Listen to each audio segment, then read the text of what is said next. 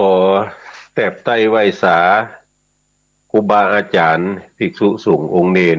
จุโตนจุองค์ที่รับฟังรายการนี้อยู่ตังวัดตังวาและศาสนสถานกุฏิกุฏางขอความผาสุกในธรรมจงมีแก่บรรดาพี่น้องศรัทธาพุทธบริษัททั้งหลายที่ได้รับฟังรายการนี้จุภูนายคนวันนี้มาปะกันวันศุกร์ที่18พฤศจิกายนพุทธศักราช2565ก็สุขภาพก็ยังบ่ปอเข้าตี้เข้าตางเถอะแต่ว่าวันซืนมีฟ้ามีฝนก็โดนฟ้าโดนฝนก็เป็นไปตามธรรมชาติเดี๋ยวก็ดีก็เดี๋ยวก็หายบึดก็ตกบึดก็หายบึดก็แดดไปตามธรรมชาติก็วันนี้จัดรายการนอกสถานที่นอกพื้นที่มานอนห้างนอนแฮมบนวัดสำนักสงฆ์บ้านประปานนี่ก็2-3คืนละเพื่อจะได้ จัดงานทำบุญตาลเสนาสนะในวันพุธวันเสาร์ที่19เวลา9โมงก็จะได้อาราธนาพระสังฆเจ้าประมาณว่าได้40รูปมาโปรดเมตตาเจริญพระพุทธมนต์สมโภชสิ่งก่อสร้างแล้วก็จะตานไว้ในพระพุทธศาสนาแปลงวัดสร้างวาที่นี่มาก็เกือบจะ10กว่าปีก็บ่ได้กินดาตานอันใดอันหนึ่งเป็นแต่เป็นว่าคำเตือก็จึงได้ทำบุญเพื่อจะถวายเป็นศาสนสมบัติวันพวกนี้ไผบัติดภารกิจการงานอันหนึ่งอันใดก็เจอเน้อวันค่ำตั้งแต่เมื่อง่ายเป็นต้นไปจนต่อฮอดเมื่อค่ำพุ่นน่ะก็เชิญชวนพี่น้องศรัทธาเฮาท่านทั้งหลายเนาะจะได้ทำบุญสุนทานด้วยกันเอาละวันนี้จะได้นำพระธรรมเทศนาอันเกี่ยวเนื่องกับมงคลสูตรท่านทั้งหลายได้ยินได้ฟังแล้วก็เป็นการเทศนาสังกะหะยัง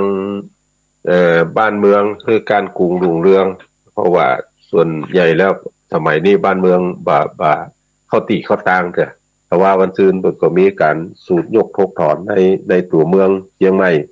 วันนี้ก็หันว่ามันเป็นอันต่อเนื่องกันก็จะได้นำพระธรรมเทศนาผูกนี้มาเทศนาเพื่อเป็นการทำบุญเมืองต่อเนื่องไปในตัวก็เชิญท่านทั้งหลายครับฟังตามสมควรแก่เวลาสืบไปเด้อนะโมตัสสะภะคะวะโตอะระหะโตสัมมาสัมพุทธัสสะภะคะวะอันว่าสัพพัญโยพระพุทธเจ้าตนเป็นเก้าแก่โลกทั้งสาม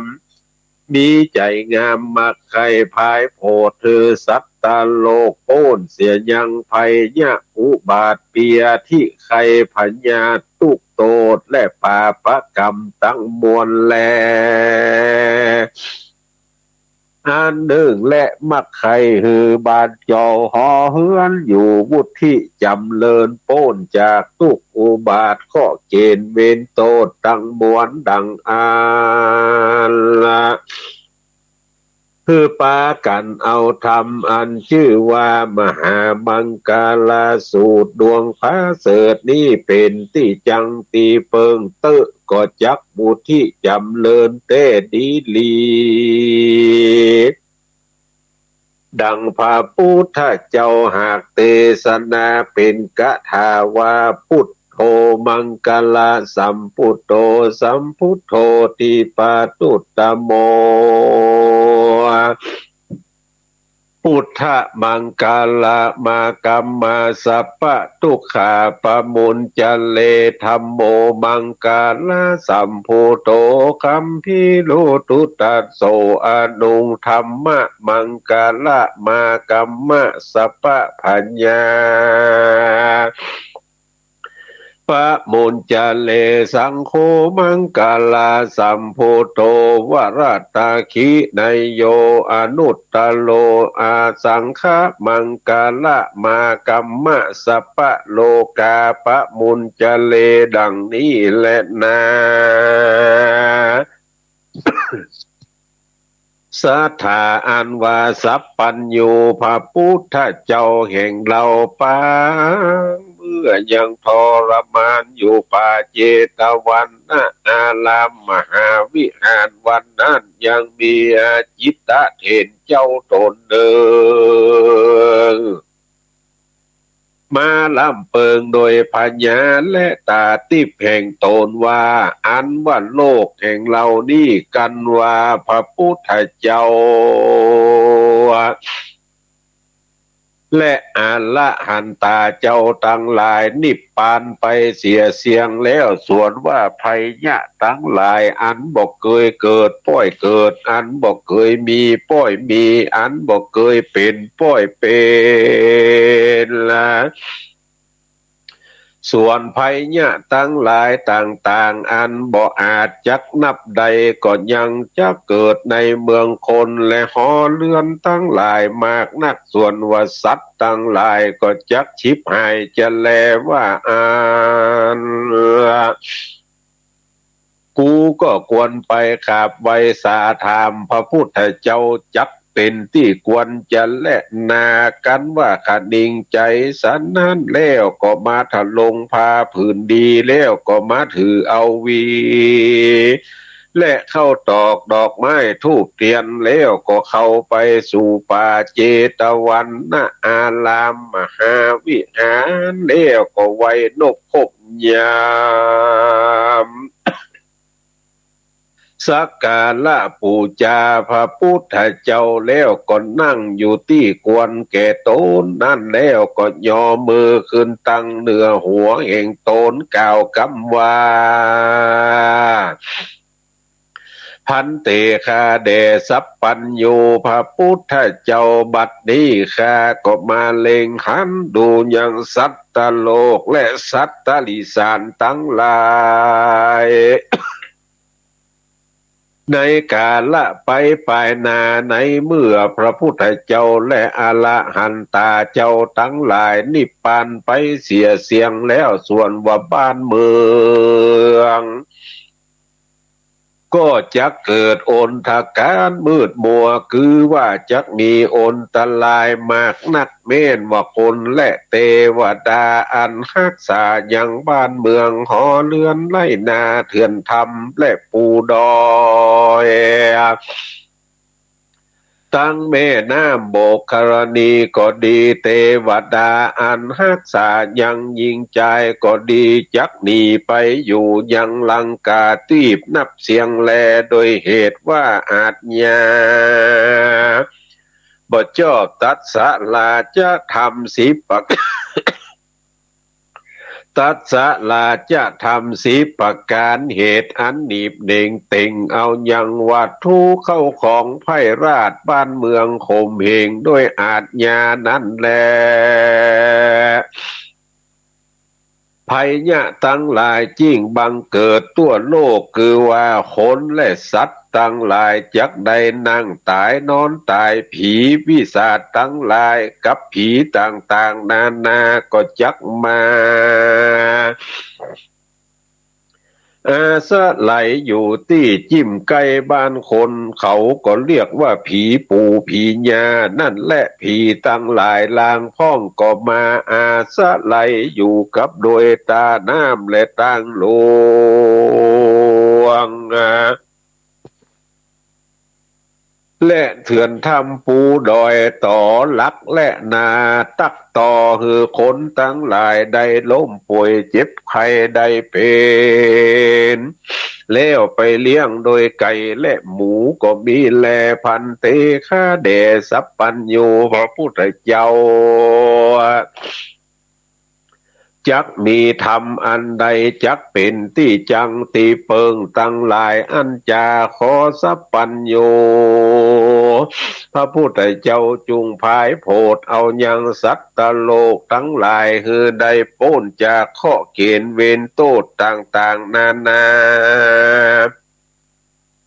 เพื่อให้เขาได้รักษาศีลเมตตาภาวนาบ่ให้ได้ไปจินกรรมสืบต่อก็เพื่อให้สัตว์ทั้งหลายสร้างสมปานนักแก่เฮอได้แวเข้าสู่มหาเดลปานแดเตอเมื่อนั่นพระติโลกาจารย์โตนผ่านเผาพระพุทธเจ้าโตนภาพโลกา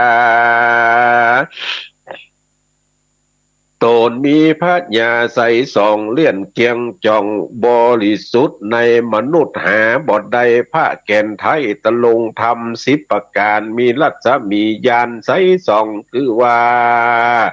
ขาวเขียวดำแดงบนเรือมพับลอดตัวติสะตังมวลปลายลุ่มมีอเวจีเป็นแดนปลายบนจุจอดลอดพรมมาโลกหลวงกว้างโกมได้แสนโกฏจักกรวาลมีสัพพัญโยตัญญาณโตนวิเศษพระก็เทศนาว่าดูกลาอาจิตเถนกูพระตถาคตก็เล็งหันยังภัยเนี่ยตั้งหลายนั่นแต่และในเมืองเดือนที่แล้วไปนี้เมืองเวสาลีก็ประกอบไปโดยอุบาทอันมากนักคือว่าคนและสัตว์ทั้งหลายนั่งตายนอนตายลับตายก้องกองปีซึงและเครื่องดนถีมโหดีเครื่องสงเสพตั้งมวลบ่มีเป่าว่างตีกันดังมีกองนักและเขาก็มาอาราธนากูพระตถาคตก็จริง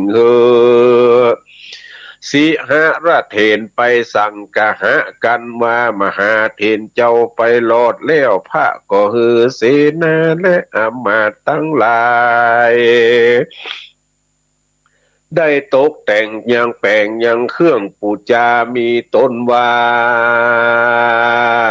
เตียนเล่มบาท4 กู้เตียนเล่มเฟื่อง4 กู้เตียนน้อย12 กู้วัตถุ300เจียงลางพ้องก็แปลงพามกลางเวียงกันว่าบัวละมวลแล้วก็อาราธนายังมหาเถรเจ้าตั้ง2 ขึ้นนั่งเหนืออาสนะแล้วพญาก็น้อมเวนเกณฑ์ยังเครื่องปูจาที่นั่นมหาเถรเจ้าก็สวัสดีญายังกะถาธรรมบทนี้ว่าโอมอากิกันนะอุทหันนังมหาภัยยังพุทธังสรณังธัมมังสรณังสังฆังสรณังพุทธสันนังธัมมะสันนังสังฆสันนังอัสสะมหาสัพพะวะคึดทั้งหลายต่างๆนานาเฮ้ยพระพุทธเจ้าตนทะลงกุลนั้นมากมีอำนาจยิ่งกว่าจักรวาลจำเฮือกูมาขับสู่เฮือดีไปในวันนี้อย่าได้เศษสะหลอสัพพะสมหาภัยเนี่ยต่างๆนานาอันปึษะปึงกัวก็อย่าได้ลงคองข้างในที่นี้ก็หากเป็นที่พระสัพพัญญูโตนเมตตาและพุทธังสรณังปัสสะธัมมังสรณังปัสสะสังฆังสรณังปัสสะมหาสิปวิจากุนังพุทธังธัมมังพุทธังธัมมังสังฆังมหาเตจังสรณังสวหับอมสิทธิใจหังสัพพยันตุสุนัขตังสุมังคลังสุนักเขจะมหาใจยังธัมมังสรณังปัสสะสังฆังสรณังปัสสะสิปะมหาวิจากุนังพุทธังธัมมังสังฆังมหาเตจังมหาเตจะสรณังสวหับอมสิทธิใจยัง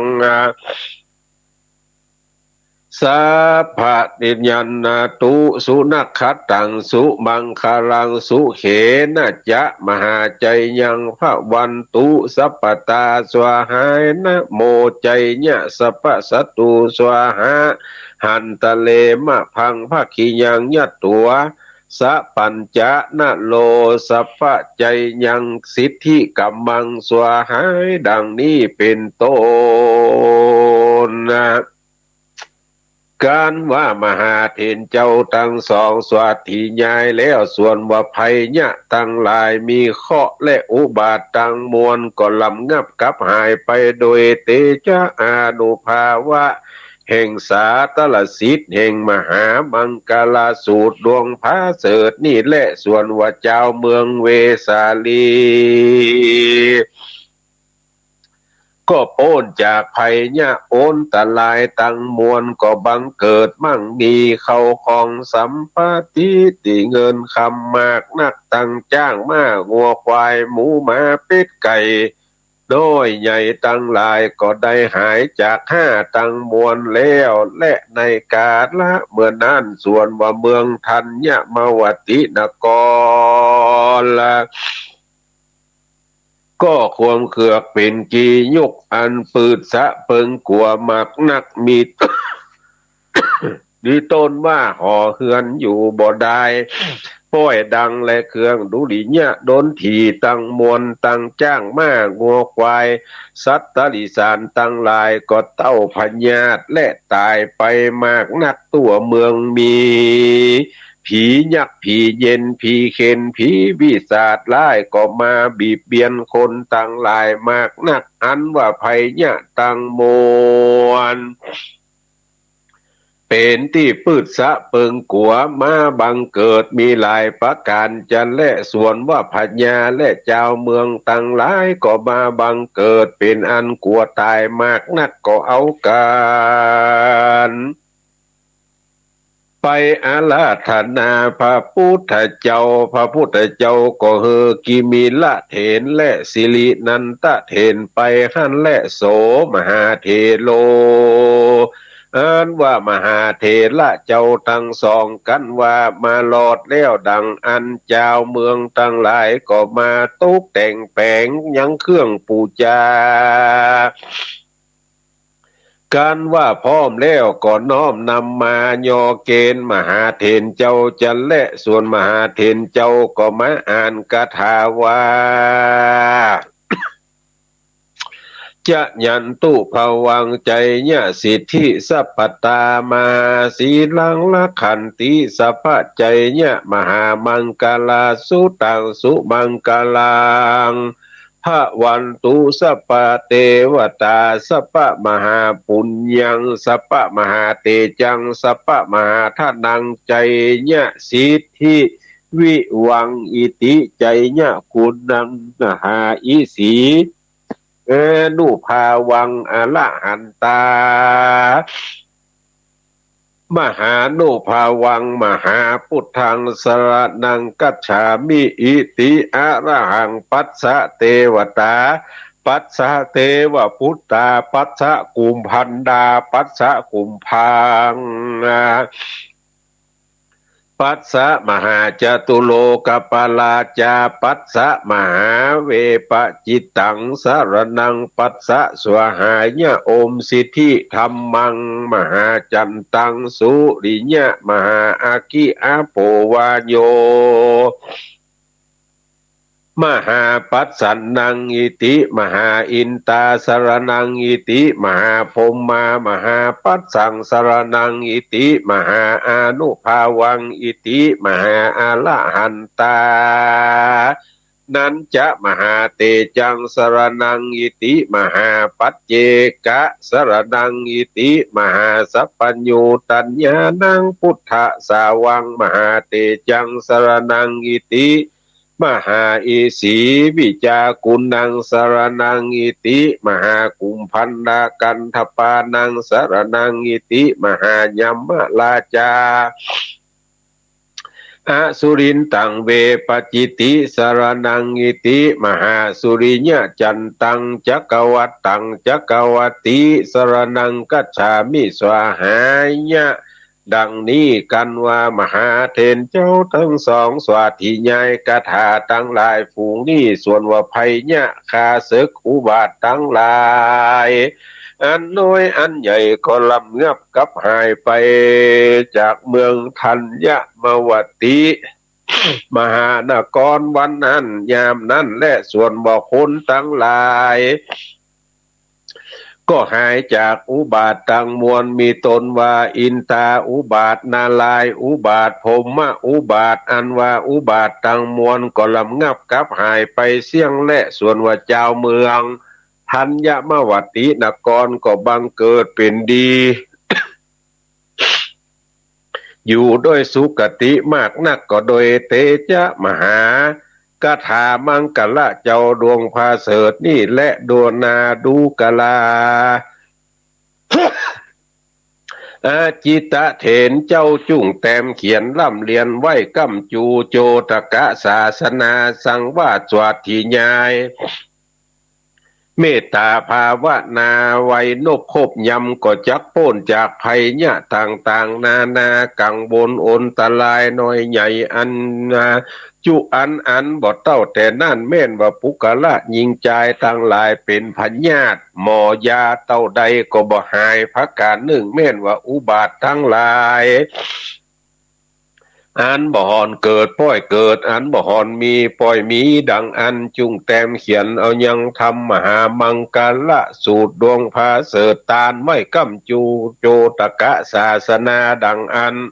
ก็จักพ้นจากภัยเนี่ยอุบาทข้อเกณฑ์เวรโตดทั้งหลายต่างๆนานาจุอันจันและพระการหนึ่งแม่นว่าปุกละยิงใจต่างหลายฝูงใดถูกนีปาสินได้เป็นคาใจเต้าพญาเสนาอมาตย์และคนไทยซื้อ ดังอันก็ดีพระการหนึ่งแม่นว่าได้ต้องโตถูกลาจะตันตกรรมเต้าพญาเสนาอมาตย์ได้ถูกถ้อยโจรความก็ดีกันได้แต้มเขียนและปูจาเอามหามังกรวิจารสูตรนี่ได้ตานไว้กำจูโจตกะศาสนาส่วนหนึ่งคือนาสวังบาทสวัสถิญายปูจาคือขึ้นใจแม่นภาวนาสวัสถิญายก็จักโป้นจากทุกโตดจุอันจะและแม่นว่าจะตาขาดเป็นตุกติตะคาหอบยับเข้าของบ่คืนหิบ่มาก้าบ่คืนให้นากามาเขตบ่บัวละมวลเมงบงและแมงต่างๆมากวนผีดังอันจุงแต้มเขียนและปูจาเอาตามก้าตามศีลตามก้าจางตามกำลังแล้วอาราธนาเจ้าภิกขุมาเตสนาฟังเพื่อตั้งเครื่องปูจามีตนว่าเตียนน้อย8กู้เตียนเล่มบาท12กู้เล่มเฟื่อง2กู้เงิน303สลึงเข้าเปลือกหมื่นเข้าสารปันตนกุยตนอ้อยเตียนก้าคิงสีสายก้าคิงเบียปัน3หมากปัน3แล้วก็เวนเกณฑ์แก่ผู้เป็นธรรมกติเตสนาแล้วอาราธนาเจ้าภิกขุมาเทศนาฮือฟังตั้งแต่ตนเทิงไปแต่ดังอันก็จักพ้นจากทุกโทษตังมวลและจักอุดมสมฤทธิจุปการเตี้ยงแต่บ่ญาจะแลนาอจิตเถนแม่นว่าคนตายบ่เสียงฟังอายุก็ดีแม่นว่าถูกจ้างฆ่าถูกมาดีดมีดจับเสือขบควายควิดฟ้าผ่าตายแขวนคอตายออกลูกนั่งตายนอนตายฆ่าตัวตายออกตุ่มตายตายโหงตายห้าโดยประการสันใดดังอันก็ดีญาติกาภกูล อันอยู่ปลายหลังและมาสร้างธรรมมหามังกรละเป็นตาลแล้วอุติสะส่วนบุญไปหาดังอันก็โดยเตจะอานุภาพธรรมดวงผาเสดนี้ก็หากจักไปปกยกย้ายคดค่ายออกคือป้นจากติญาภาคที่ผ่านคือใดสำลานถึงสุขสัมปติติบกันคือว่าเมืองฟ้าและนี้ละปาน บ่ญาจะแลนาบ่เต้าแต่นั่นแม่นว่าผู้กะละยิงใจตั้งหลายฝูงใด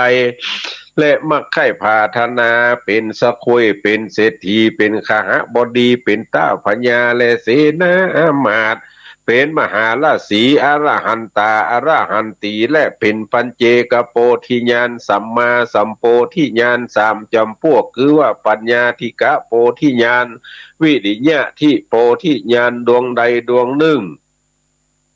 ก็ดีแล้วก็มาสร้างเขียนธรรมมหามังกละดวงผาเสดนี่ตานไว้กัมจูโจตกะศาสนาพระตถาคตดังอันก็จักปันอุดมสมฤทธีจุภการตามกรรมกรรมผาธนาจุจัวนี่และจัวนาตลาเพลิงนิปานแต่และดูกะลาจิตตาเห็นปุกะละผู้ใดผู้หนึ่งมักให้เถิงนิพานโดยรีบเร่งคือมาสร้างธรรมทั้งหลายเป็นตานต่างๆนานาได้84,000 ขันก็มีอานิสงส์อ่านนับบ่ได้แต่แรกก็ยังว่าบ่เต้าคือตานธรรมมหามังกรสูตรดวงพาเสดนี่เตื้อและโดยเหตุว่าพระพุทธเจ้าและปัญเจกเจ้าอรหันตาสาวกะเจ้าทั้งหลายอันผาธนาเป็นโพธิญาณสามจำพวกอันนี้ก็เมินนานมากนักลางพ่องก็ได้4อสงไขยมีปัญญาธิกะวิริยะธิกะได้8อสงไขยจิงได้ตรัสพญาสัพปัญโยเป็นพระพุทธเจ้าเป็นพระปัญเจกเจ้าเป็นอรหันตาเจ้าก็ยิ่งจักมีเตจะอานุภาพมากนักกันและนาดูกะลาอจิตเถนแม้นว่าปุกะละผู้ใดก็ดีคนมนุษย์สโลกก็ดีเทวบุตรเทวดาอินตาไอสวนโยมราชกุมพันธะกัตตปะทั้งหลายฝูงมีฤทธิเตจะด้วยบุญปางหลังอันตนใดกตามมานั่นแหละ ส่วนว่าภัยญะทั้งหลายฝูงนี่เตียนยอมมีผู้มีศีลมีบุญมีเตจะฤทธิและผู้มีศีล5ศีล8ศีล10ศีล227ก็หากจักแป้สิ่งเดียวและแม่นว่าปุกะละสมัญญะต่างๆนานาอันหาศีลหาธรรมบ่ใดก็บ่อาจจักแป้ภัยญะคึดทั้งหลายทั้งมวลนี่โดยใดโดยนี่ใดโดยง่ายและเหตุดังอันต้านจุงจำเพื่อขึ้นใจ และได้แต้มไว้กัมจูโจตกะศาสนาพระตถาคตเพื่อเอาไว้โพธิสัตว์โลกทั้งหลายอันพระสงฆ์และพาธนาเอานิพพานเจ้านั่นที่นั่นอจิตเถนก็มีใจอภิรมย์โจมชื่นยินดีมากนักก็น้อมไว้ยังพระพุทธเจ้าโดยกาลว่าคบยำกันว่าเรียนเอามหามังกรสูตรดวงพาเสดอันนี้ได้แล้วก็ไปสู่ยังที่อยู่แห่งโตนก็มีหันแหลนาในเมื่อสัพพัญญูพระพุทธเจ้าเทศนายังทำมหามังกรสูตรดวงพาเสดนี่อจิตเถนก็ได้ถึงบัวละมวลแล้ว ส่วนว่าปัณณสัตว์ทั้งหลายก็ได้ถึงโสตาอาสกิตากาอานากาอรหันตาตามมักกะพละตามบุญสมปานแห่งไผ่มันนั้นได้หอบยับ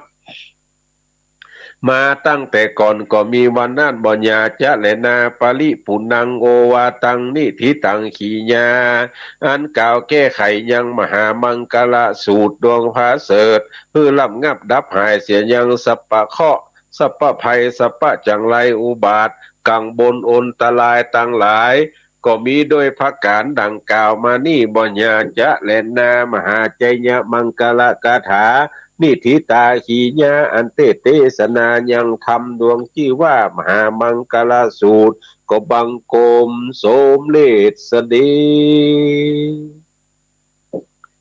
ท่านพี่น้องศรัทธาทั้งหลายก็ได้ยินได้ฟังพระธรรมเทศนา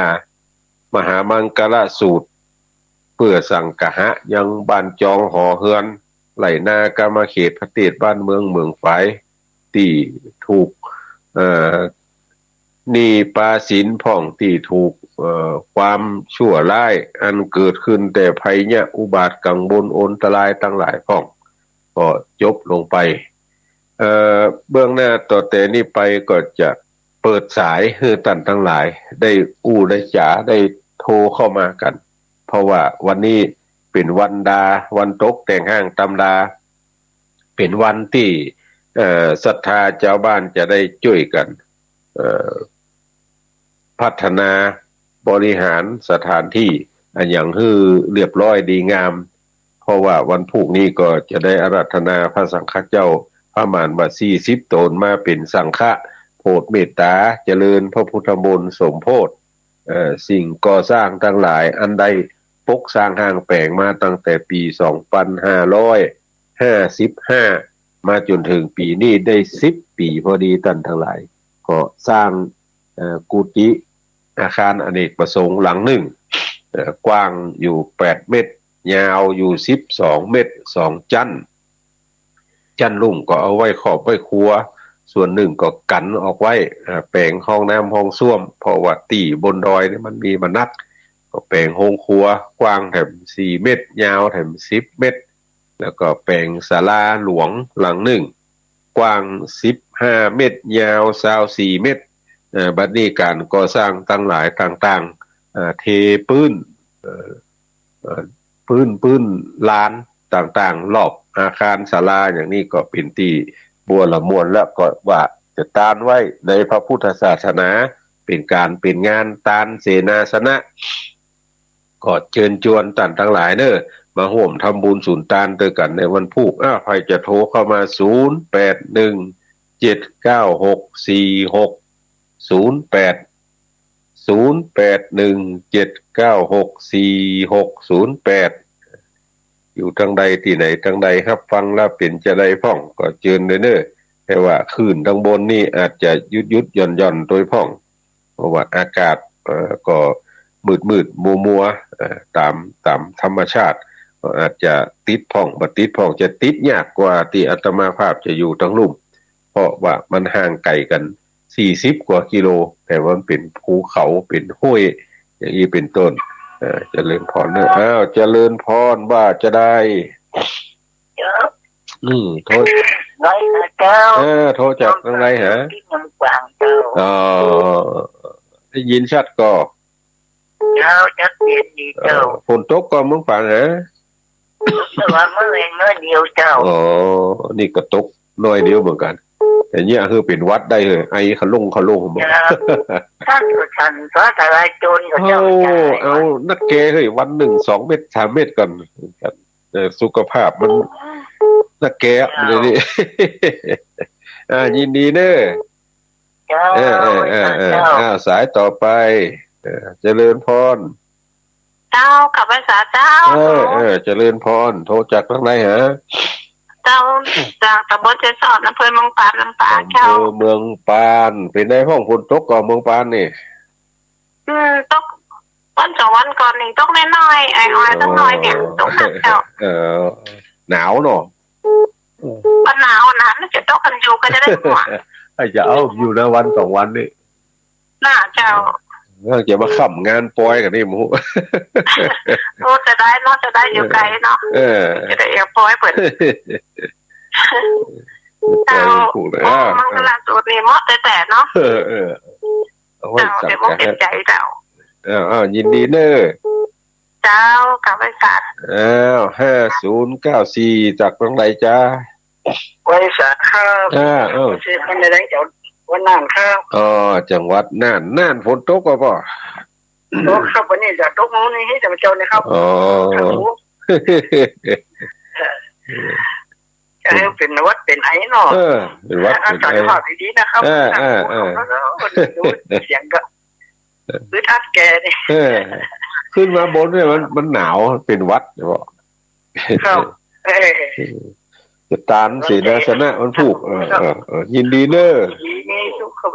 หลวงพ่อหลวงไซแกบอกเอาต่อไปครับยินดีเนอะแต่ว่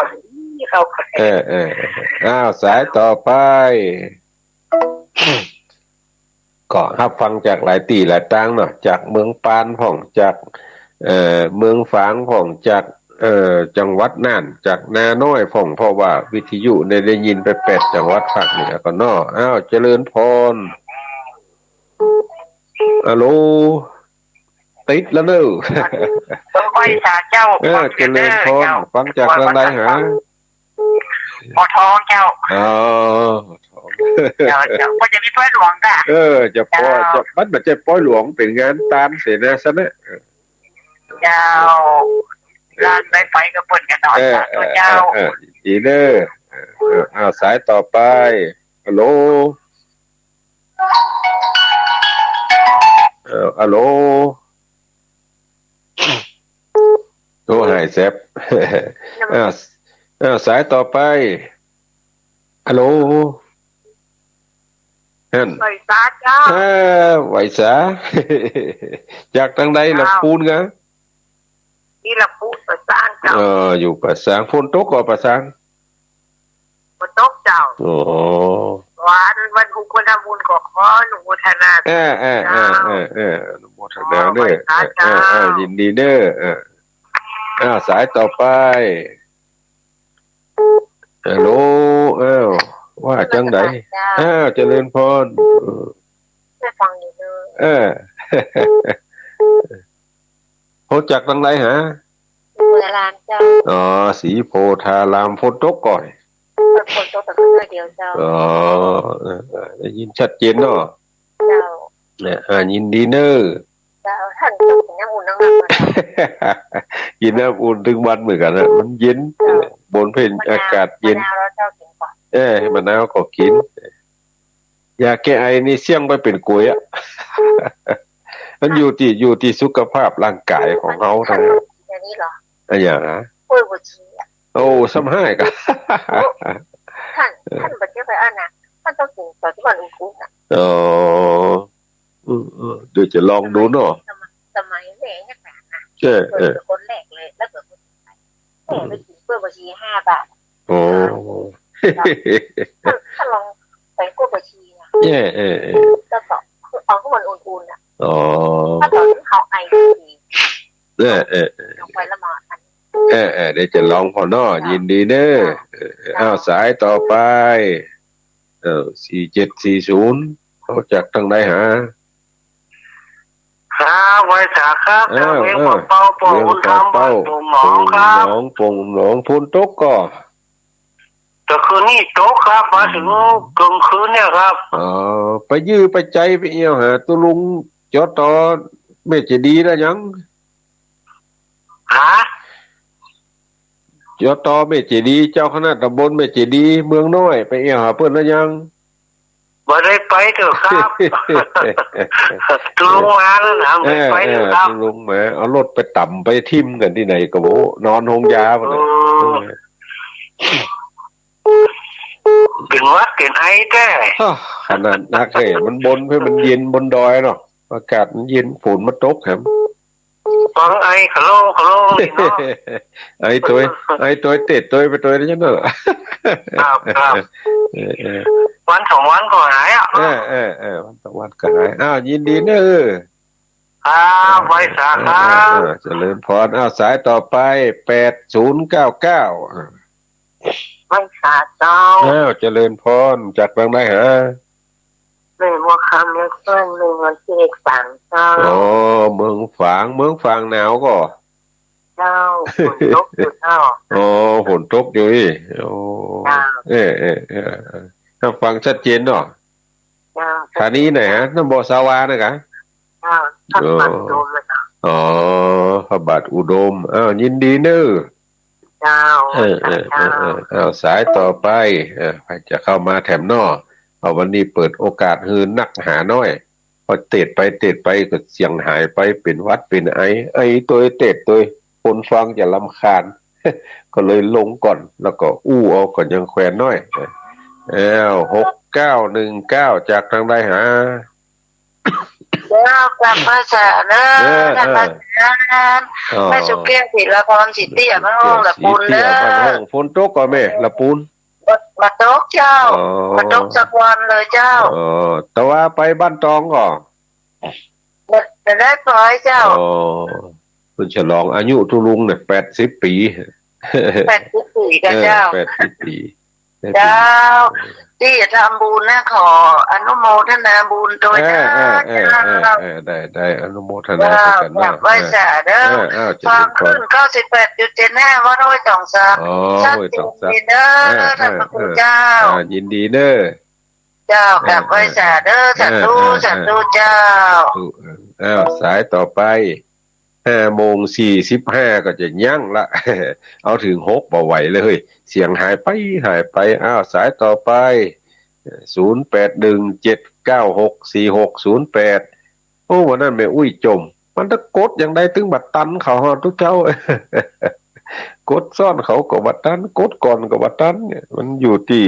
คลื่นที่สัญญาณท่านทั้งหลายฟังไปตามที่จะฟังได้เพราะว่าอยู่ที่อัพที่นี่ก็จะติดจ้าน้อยหนึ่งถ้าอยู่ไกลเสาไกลนี่อยู่ที่โล่งที่แจ้งก็จะดีน้อยหนึ่งยิ่งอากาศฟ้าฝนบดมืดเย็นซ้ำให้สัญญาณมันบ่ค่อยจะเสถียรกันแต่เดี๋ยวดีก็เดี๋ยวให้เพราะมันใจขึ้นมาตัวตามลมแต่ว่าภาพบนนี่ก็ตัวตามลมนะท่านอาจารย์วครูอภิวัฒนวิกรมโทรมาจากปุ๊บปากตางเจริญอาตมาก็อยู่ประปานไว้ไกลกันบ่ฮู้สักกี่กิโลดอยสะเก็ดกับดอยหล่อก็จากันท่านทั้งหลายก็ฟัง8จังหวัดภาคเหนือนี่เอาละวันนี้ใจเวลาจากับท่านทั้งหลายมาครบละ5:45กับ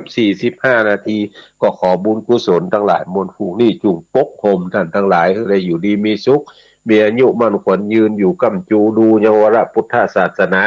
เหมือนกันจูผู้จูคนจิมเตอจัตตาโลธรรมาวัฏันติอายุวันโนสุขังปะลา